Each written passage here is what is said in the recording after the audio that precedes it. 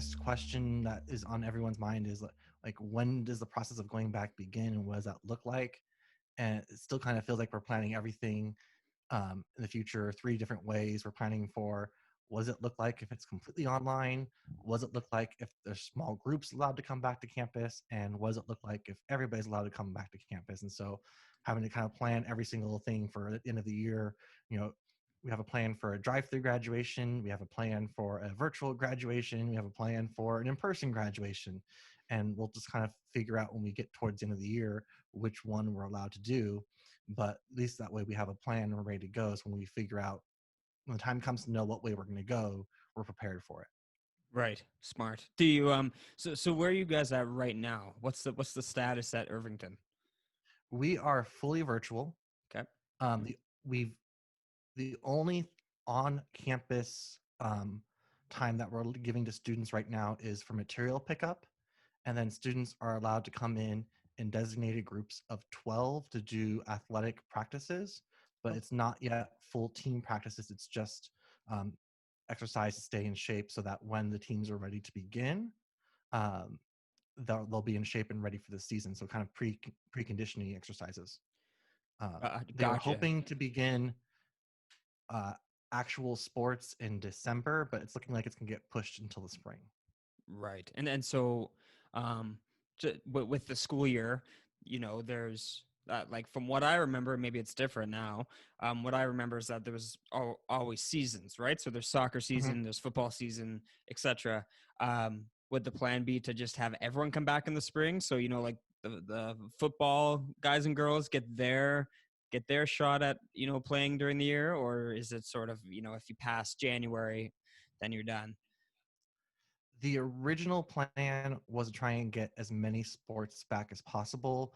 Facility issues will have to be figured out because like a lot of sports utilize the gym and you can only have so many teams practicing the gym as possible. So they're going to give priority to teams that are in the spring season because they missed last year altogether.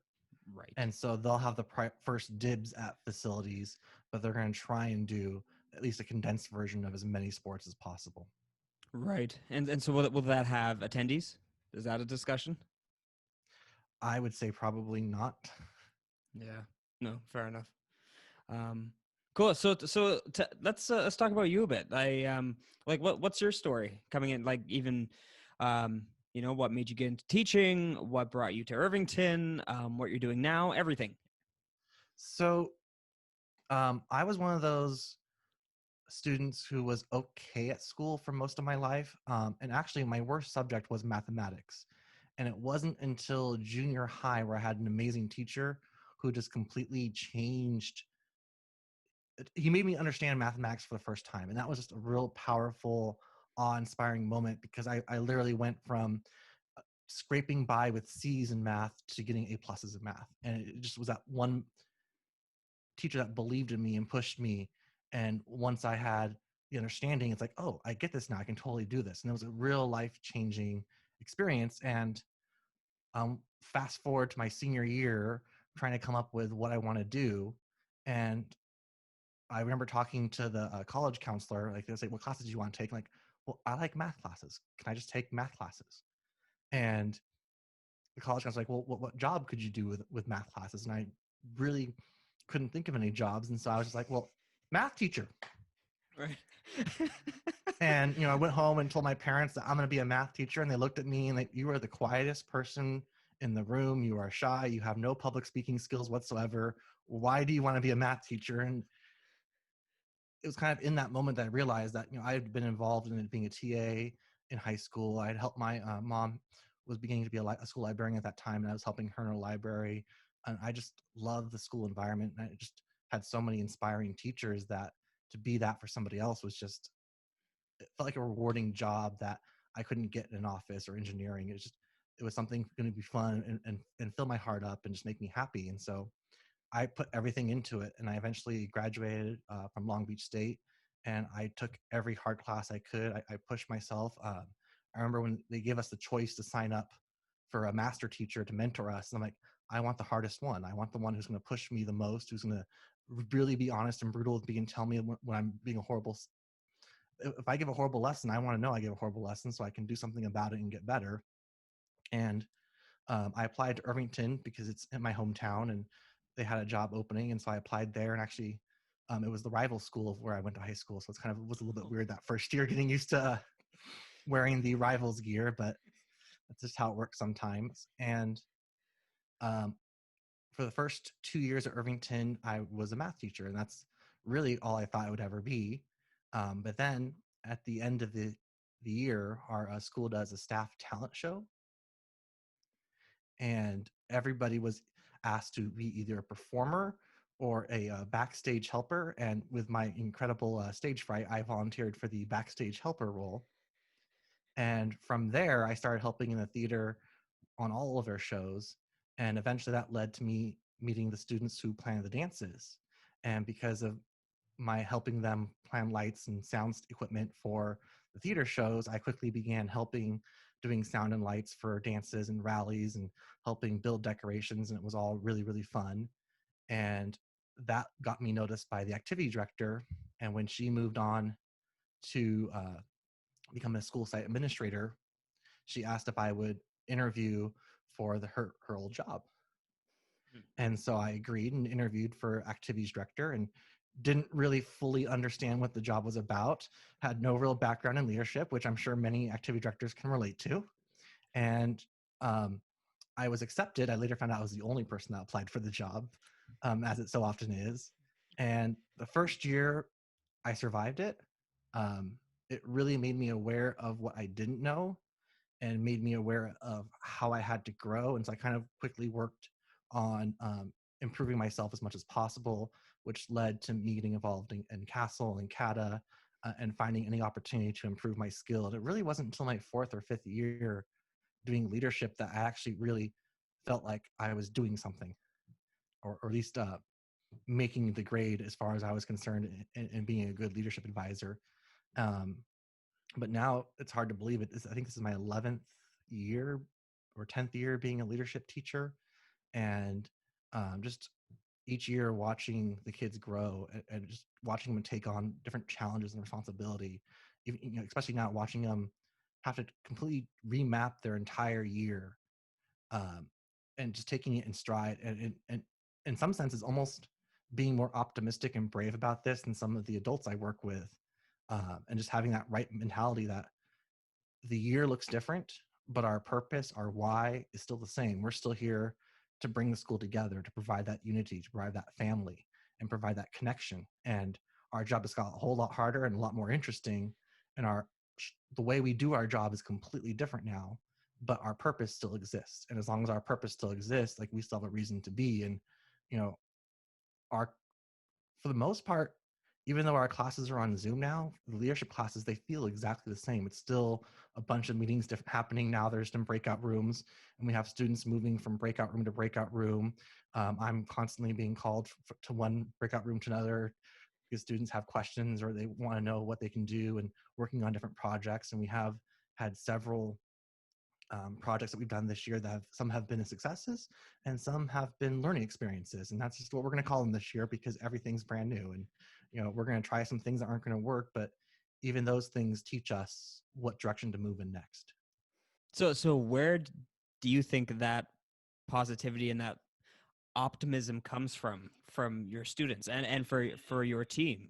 Because that's a, that is like speaking with teachers. I know a lot of teachers and their students are just incredibly stressed, and I'm sure you guys are stressed too. But I just mean that, that outlook is really inspiring. Where do you think that comes from? I think part of it comes from our leadership team has always just embraced change.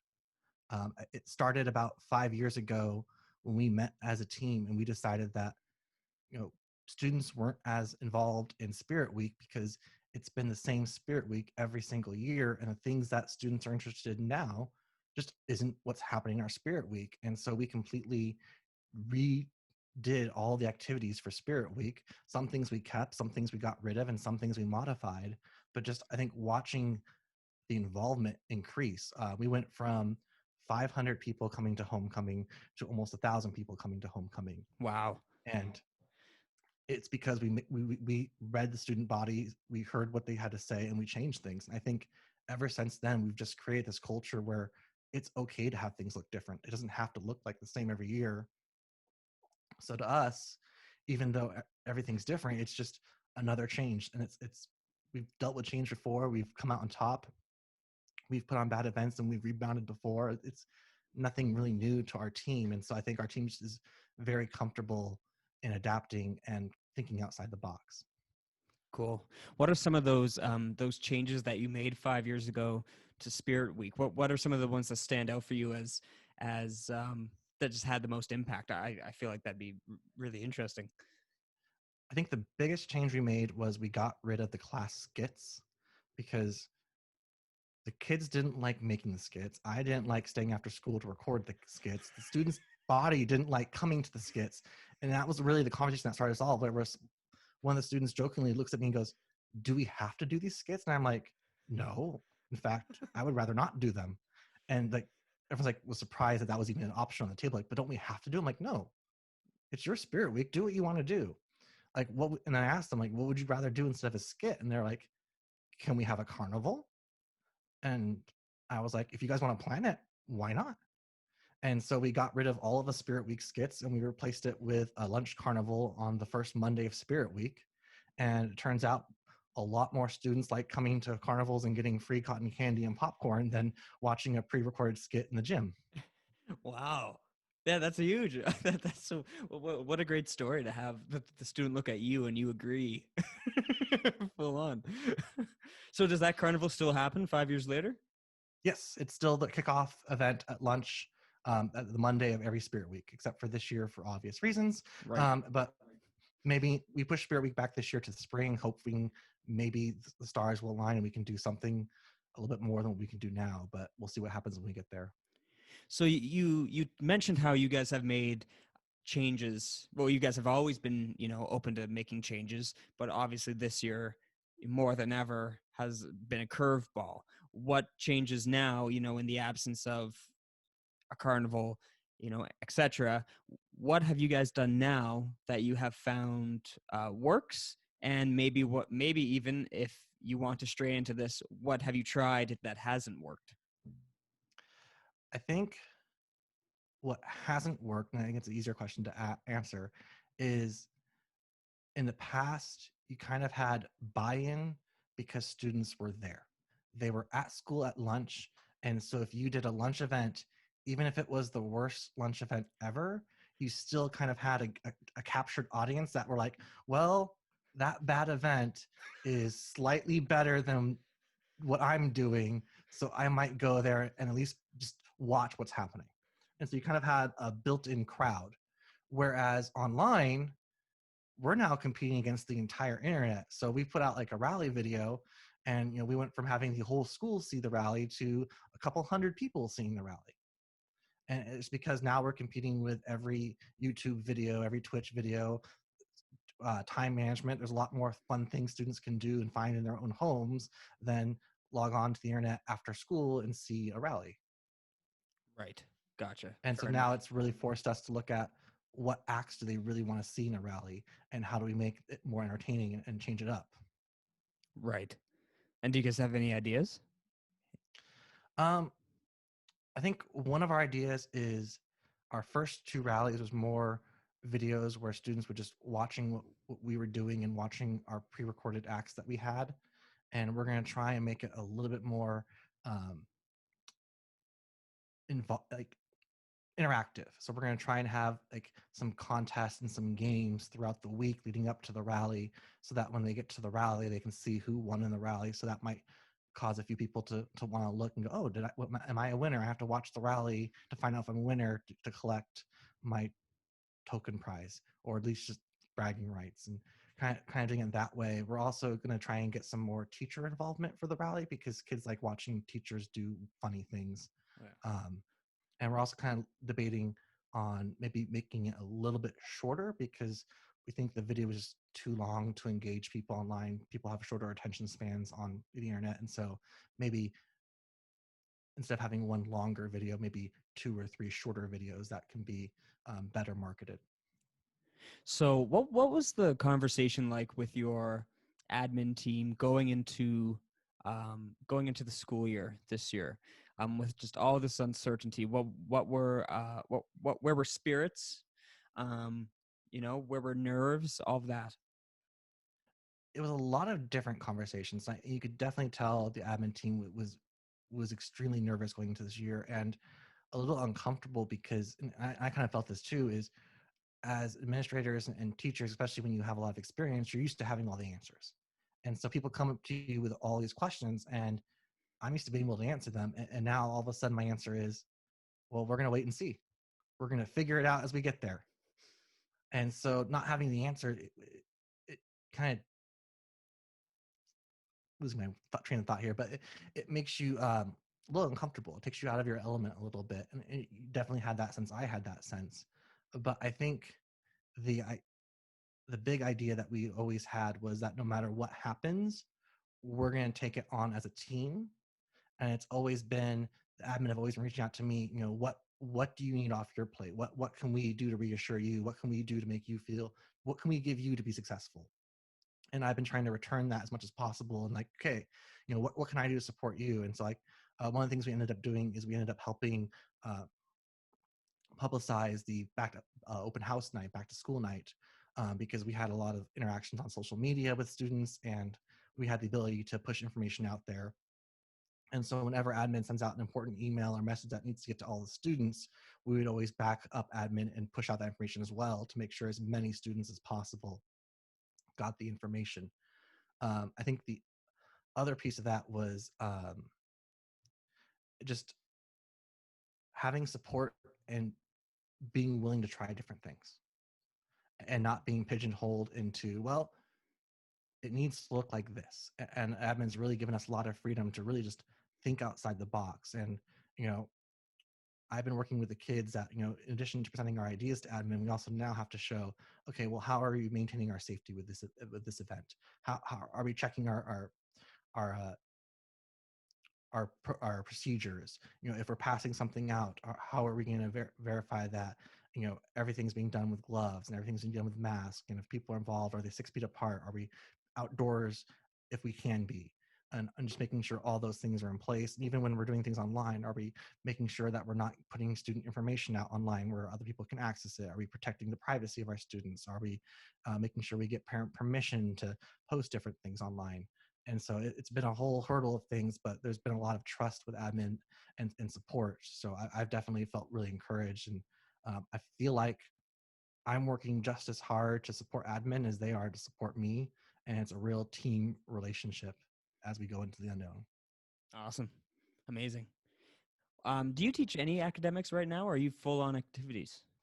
I teach 3 sections of math and 1 section of leadership right now. Okay, gotcha. So right now, um, you know, what's the parent like? Like, how are parents doing with this? It's There's a spectrum. I have some parents who are really worried, and even students too are really worried and struggling, and you can definitely tell the anxiety level is really high. But I also have some parents who have never really ever been involved in their children's education as much as this now, and are way more involved. And I would say, like, I'm getting more emails and communication with both students and parents this year than I've ever gotten. And it's been kind of nice to see that. Like, I have more parents signed up for parent teacher conferences this year than I've had probably in the last 2 years combined. So that's kind of really exciting for me to really kind of see these education teams forming and having, being able to be a team with the parents and the students to really maximize opportunities for success. And a lot of the parents have been incredibly supportive. When we were getting ready to do our drive-through graduation last year, a lot of parents reach out to me, what do you need for support? How can we help you? What can we do? And that was kind of a new experience for me, because we're used to kind of planning our events, just me and the student team working on them by ourselves, and all of a sudden we have teachers and alumni and everyone reaching out. And I remember, like, the morning of graduation, I got like 5 messages just of support of parents and alumni saying, you got this is so amazing what you're doing for the students, I'm so glad you did this. And it just really makes you excited and brings up your energy. And you know as much as we can't control the situation, we can kind of control how we react to the situation. And I really want to react to it and take advantage of it, and that, not look at what we're losing, but maybe look at what we're gaining. And maybe because of the online medium, a student who would be too shy to ask a question in class can now use the chat feature in Zoom to ask a question, and I can provide them support and help in a way that I couldn't last year. So kind of taking advantage of those opportunities just to help students along. And as long as we learn something, we can continue to grow. This year is not a loss, it's a success, because it's going to be a shared experience that's going to push us forward and hopefully lead us to making some changes in education that have been needed to make for a long time, and really maybe start addressing the inequality and the education gap, and doing some different thinking outside the box again to really address these issues that have been in education for a long time. What's your proudest moment, would you say, as an educator, whether that's this year or over the span of your entire career? There's a lot of those moments, so it's kind of hard to pick one. But I think my most proud moment, and also kind of it was a moment that opened my eyes to show me what students could do, was I had it was a past ASB president, and she had just actually been elected to president, so she wasn't president yet. And she came up to me and asked me if I could supervise an event she was planning. And I've had the weekend open, so I'm like, sure, I can come in on a Saturday and supervise your event.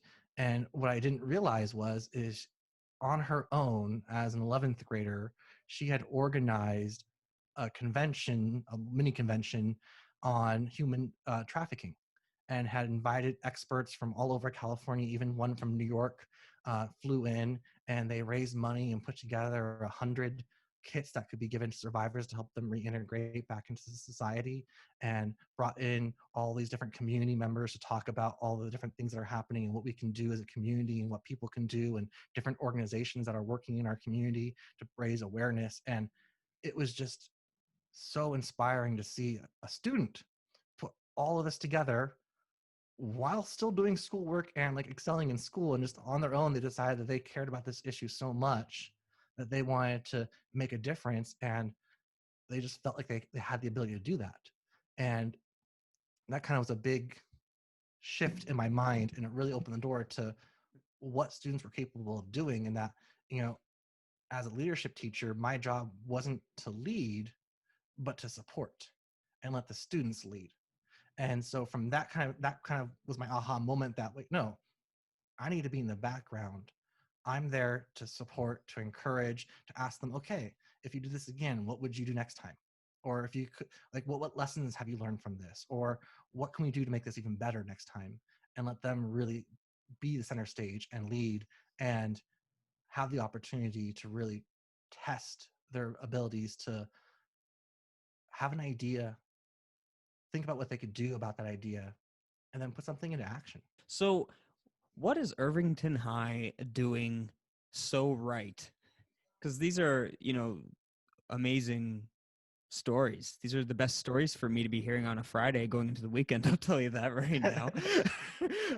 So what are you guys doing right? What's the, and I know, of course, there's some, things along the way, but overall, like, it sounds like, you both, like, you and that student both benefited from that. One, you Mm-hmm. got to see, the power of a student, pulling off, and then not only, um, a very big event in the fact that, New York experts are flying in, but also like the fulfillment that he or she felt.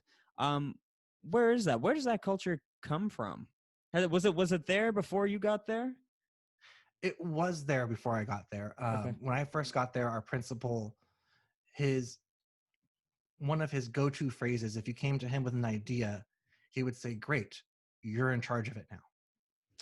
And so, even as a principal, he kind of had that leadership philosophy where I can't be the only leader in the room. That it really takes a team to change a school. And so, one of the things he had instilled was a journey team, where it was a team of teachers and staff members on our campus who wanted to improve the school. And we would meet as a team once a month, and anyone who wanted to was allowed to be a part of the team. You just had to be willing to have an idea and follow it. And so there was really a lot of support, or there's always been a lot of support for teachers to try ideas and to be innovative and not have to teach in a box all the time. And if I want to start this really cool program, we'll do some research, present it at the next curriculum council meeting, and let's see what we can do.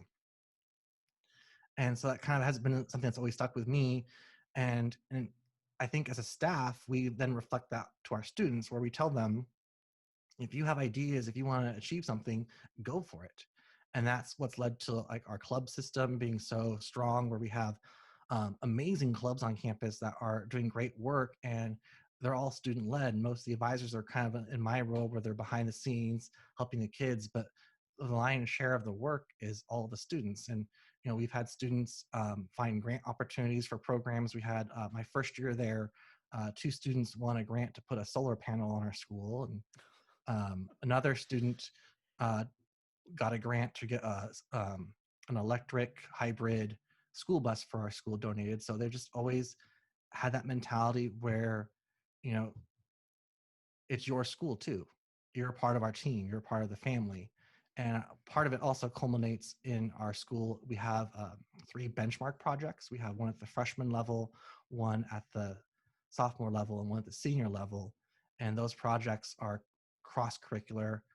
The freshman project is called the Change Project, and it revolves around finding an issue in the community and doing something about it, and then reflecting on that experience. And then our sophomore projects based off of world issues, where in a team you pick a world issue in another country, and they kind of have this mini UN type situation where they have these debates and talk about their different issues and propose different things that they could do about these issues in other countries.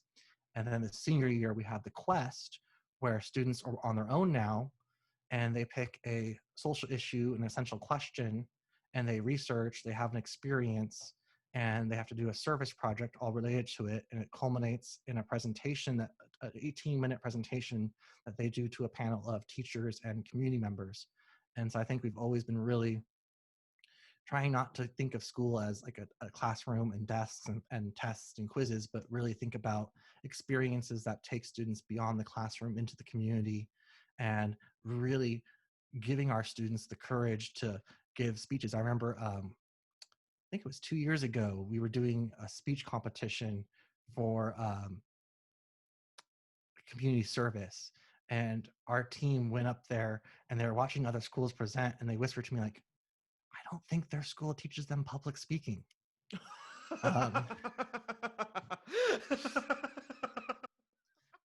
Um, but it was because they're able to recognize all the different things that they weren't doing, that they've been taught by their teachers, that, oh, when you give a speech, you have to stand up straight. You have to, don't read off your index cards. Don't read your PowerPoint. Like, what you're going to say. And they went up there and did their speech. And I remember the judges asked them, that that was a really good presentation. How many times did you practice this? And that you can see them kind of thinking in their head, and they actually decided to go, well, I'm going to give you an honest answer. Our school has really believes in public speaking and has been training us to give presentations. And so we actually just winged this presentation. Like, we didn't really practice it that much because we felt confident in our material and felt prepared to present today. Wow. And it's those kind of moments. And, it's kind of, part of me is like, well, maybe they should have practiced a little bit more, but You're sitting there with notes. yeah, like, okay, maybe we're a little too confident here, but at the same time, they see what we're doing is different. And I know sometimes students complain about the part, like, why do we have to do so much more than other schools? Like, we have to do this project, and other students at other schools don't do this project.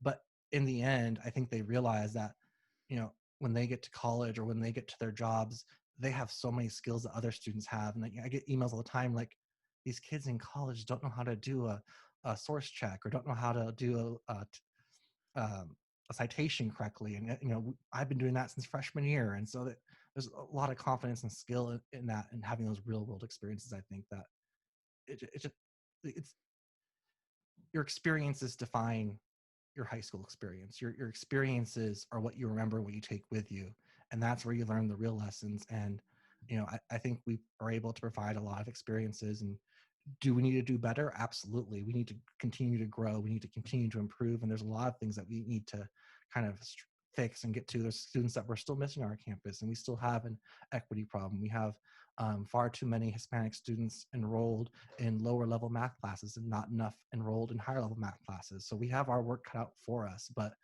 I think what we're not afraid of is we're not afraid to look at the problems and say, these are problems, and how can we do better? You know, we had an equity forum at the beginning of the year where a lot of students raised real concerns that they had on campus. And, you know, a lot of it was really eye-opening because as sometimes as teachers, you kind of see the best side. You don't always see the other side. And it really opened my eyes and asked questions of how we can think better. And I remember the students came up and they had like a um, 5 of my leadership students got together and they made their own little diversity training that they gave to the rest of the leadership students of different things that they can consider when they're putting on events to make sure that we're being equitable and that make sure we're being inclusive and making sure that the language that we're using is correct and we're not using stereotypes for our acts, and kind of being very aware of the different issues our students are facing so we could be better representatives as leaders. And that kind of stuff is really powerful to me as we grow and continue to try and do better. And, you know, at the end of the day, all we can really do is put in the best we can. Yeah. And I like to think that we're trying to grow and trying to do better. And each day I just kind of want to do a little bit better. How often do you have those community forums that you just talked about? Is that sort of was that a little bit of a one-off, or have you guys adopted that semi-regularly? What's that look like now?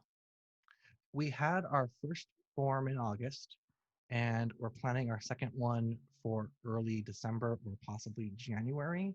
And we just wanted some time between the forums to really to look at the changes that we made, to see how the changes that we made were doing, and then be able to come back in the second forum and really talk about, were the changes we made adequate? Are they working? Are they not working? Did we miss the mark? Do we need to do better?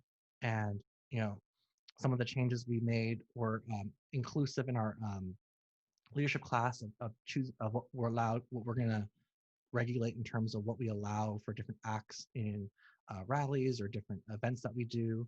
And some of the events are changing and how um, sexual harassment is taught to our students in student presentations, and having another extra parent night to talk about some of the issues of bullying and sexual harassment to parents and helping enable them on what to do, and trying to communicate our policies a little bit clearer, because we found out that our students didn't understand how the system works and what happened to their complaint.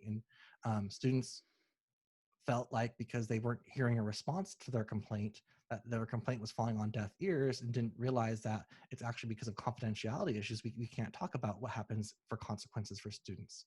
And so trying to communicate that better, that, you know, you're not going to, when you make a complaint, you're not going to find out what happens to that person because that's confidential, and helping students understand that ahead of the time, and kind of adding that process of it, of when they come in with a complaint, going over what the next steps will look like so they don't feel like they weren't listened to.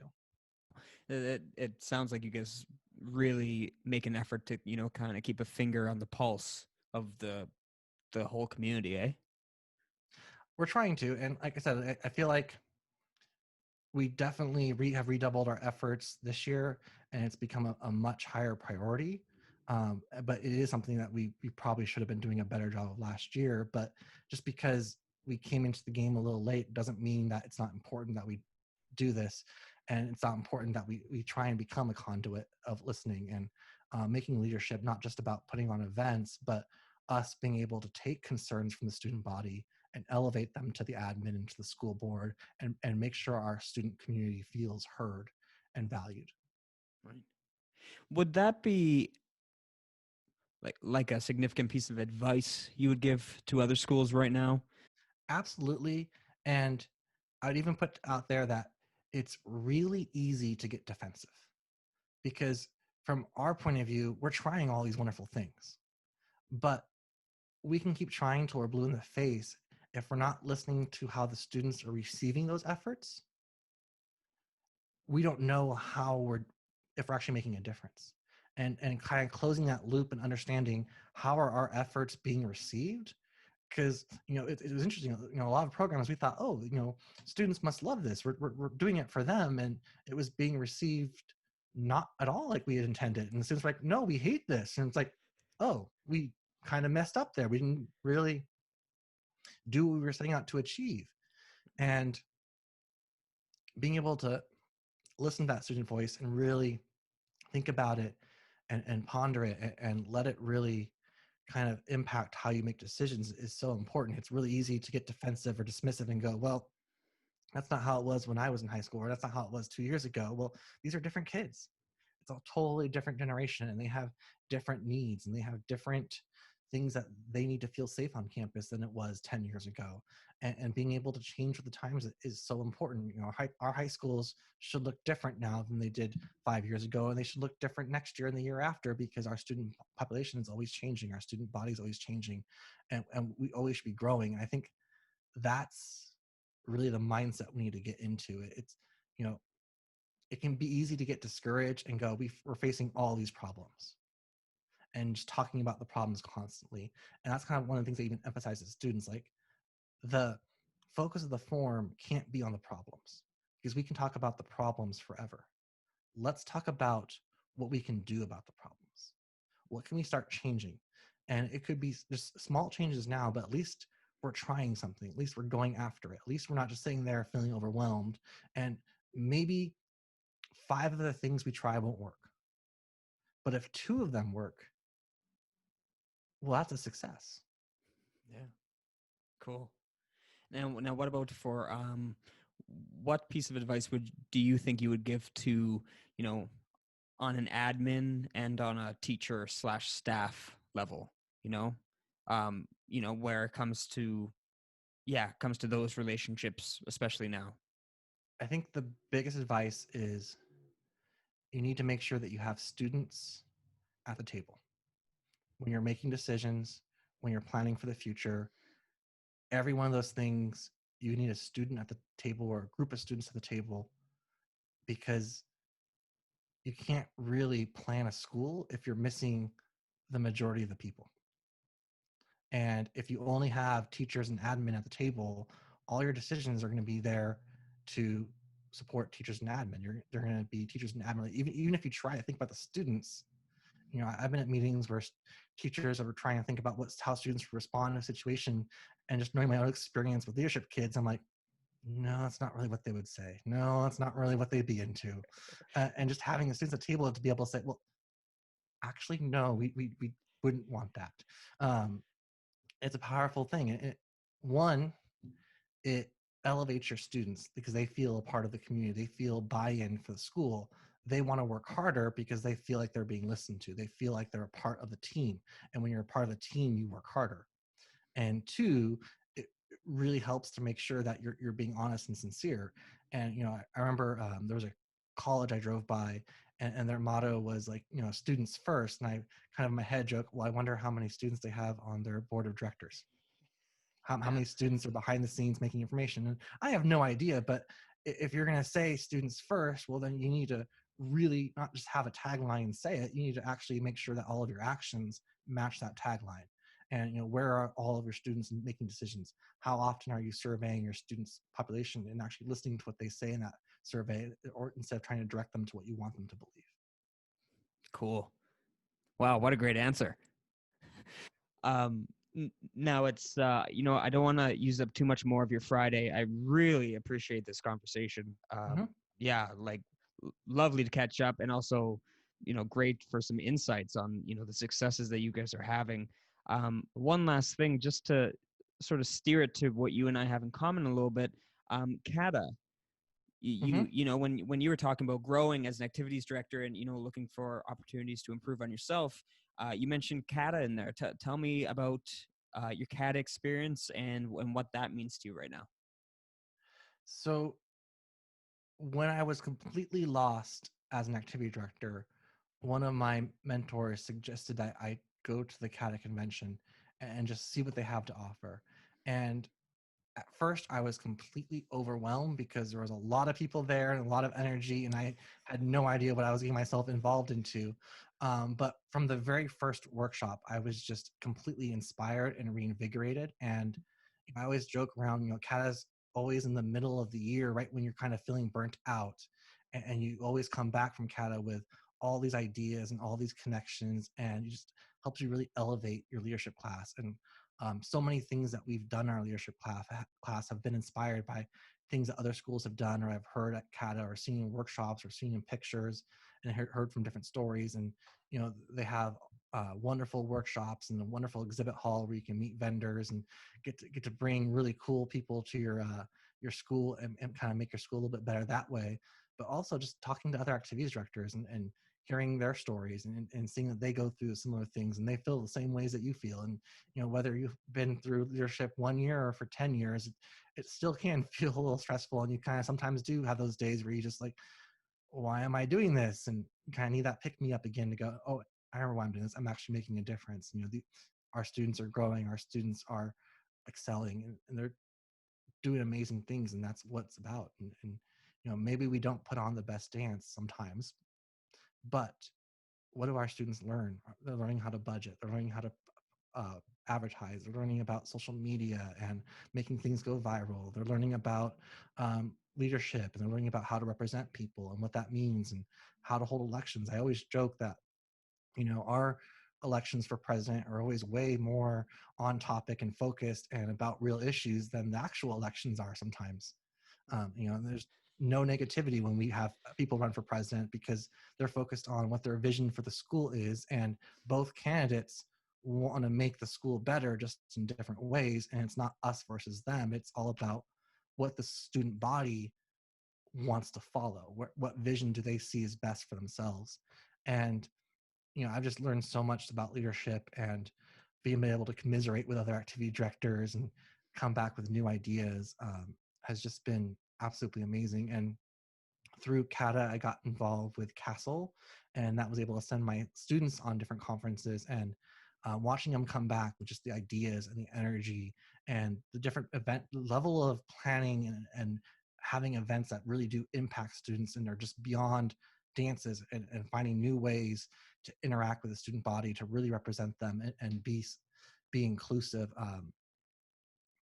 It's just been amazing. And like I know the biggest thing that we take away from Castle and CATA was the idea of approval voting for our class officers, where you would vote for all the candidates you would approve of. And so at the end of the day, your two officers left. Those are two officers the most students believe in, not necessarily just the most popular person. Right. And what do you know what's happening with Canada this year? I will admit that I'm not as in the loop as I should be. I obviously it can't be moved. Not it can't be. There can be no dance floor like the ones I've Absolutely. seen in the past. I believe they have been holding out as long as possible to see what would happen this year. But I feel like with everything where we're at, especially for our schools, most of our schools haven't even come back in person yet.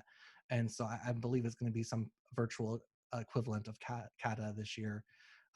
But even though, again, it's sad that we can't be in person, but the ideas and just being able to see people again and interact with other activity directors across California will be an amazing experience. and I have to ask, has Minga been helpful? Absolutely. We can cut the interview here. you know, it's always hard bringing a new thing to a school. And I think this is another piece of advice I would give to teachers and administrators. Just because something didn't work its first year, or wasn't as successful, or wasn't as like groundbreaking or earth shattering its first year, doesn't mean give up. Because high school students are very slow to adopt new things sometimes. And it takes time for it to become part of the culture. And the nice thing about high school is that timeline is 4 years. Once freshmen become seniors, if you introduce something brand new that freshman year, by their senior year, that's just how we do it now. It's no longer the new thing. And so you kind of just have to wait sometimes for that timeline to hit. And so I know our first year was last year with Minga, and I think we did pretty good. We got some involvement. I was my dream of dreams, I was thinking like every single student's going to want to use this every single day, and wasn't quite every single student, but like we had some really cool experiences. A lot of our clubs started using Minga on their own to recruit people and share what they were doing. I know our badminton coach was just loving Minga, being able to communicate with all of his team players, share different things. Players being able to communicate with the coach, really cool with that. And our baseball coach was really excited to use Minga the following, which would have been this year if we have baseball again this year. Was really excited to use it. Um, we did a Minga contest for Spirit Week last year, where we had each class post a picture, and whichever class got the most likes on their picture would get Spirit points, and that was became really really popular and got a lot of people to look at Minga for the first time and get excited about it. And it's been a little bit harder this year with not having the kids come in person to get them really excited about things. That's kind of been the name of the game, but um, almost all of our clubs are actively using Minga to have what their next event is and to have that kind of event space. And so now if we have freshmen who don't know anything about Irvington, we can get them hooked up on Minga and they can look at all the different club activities themselves and kind of find clubs or events that interest them and get involved. And it, it's going to take another in-person year to really get the roots really embedded in our school and make it something that is like comes up casually in conversation. Oh, did you see that on Minga? And that's kind of where we want to get to. But we're going to get there, and it just takes time to really grow a new idea at a school. And you know, in high school, you don't have a lot of those things that come in and it's earth shattering and stays with you. You have to kind of build up a program year after year and make it a really cool tradition. Cool. Amazing. Great. Well, it sounds like, even though, like you said, it takes a while for something to grow, and we have a little bit of a road bump with just this year, that you guys are finding some benefit from it. There is some really positive interactions happening and engagements and stuff like that. Absolutely. I mean, I see on my phone like every day different clubs posting information and different events that happening, and I think the big way we want to look at using Minga is just this idea of sharing pictures and sharing those videos and stories. Because traditionally, when you look at clubs, you look at a piece of paper online that has a list of clubs and they tell you what their events are and they tell you what their description is. But I remember my freshman year in high school looking at that list of clubs being like, what is this? Like I have nothing to, it doesn't relate to me. I can't relate to it. I have no experiences similar to it.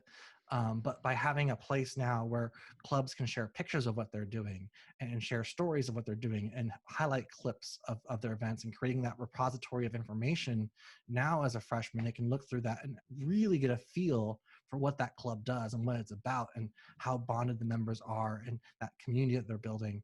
And I think especially now clubs are where we're at. Like we can't really do big events, and so we're kind of relying upon the smaller piecemeal club events that are happening to really keep students involved in school and keep them feeling connected to something at our school.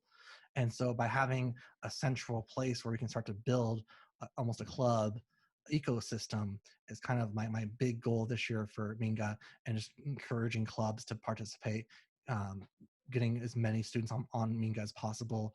It's a lot easier when you can have it in person maze day and say, okay, take out your phone. Okay, we're signing you up. Here you go. You're ready to go. Now we kind of have to wait for the reply to an email, and it's a little bit more difficult. But just because something's difficult doesn't mean you don't do it and don't give up. And we kind of have to weather the storm a little bit. We have a student team right now brainstorming different ways we can utilize Minga in the future and coming up with some creative ideas and how we can advertise it and how we can improve and get and grow. And so I'm kind of excited to see what they come up with. And I think the other part of it is not letting it be teacher led. If it's teacher led, the students don't like it because teachers created it, and it's school to them. Whereas if you give it to students and let them come up with different ways to use it and different ways to express themselves on it and have it be more student created and student led, it becomes their thing. And I think that's a lot more powerful than having it become just another piece of the school structure. Yeah. Amazing. I've been here from since day one, as you know. So that hits me right in the feels a bit. um, Ryan, thank you so much. It was great chatting with you. Happy Friday. It sounds like Irvington High is changing the world. I hope so. Like, I really want to see, our students when they after they graduate go on and do amazing things, and use this as a jumping ground, and hopefully are able to change the world, because our world does need some changing.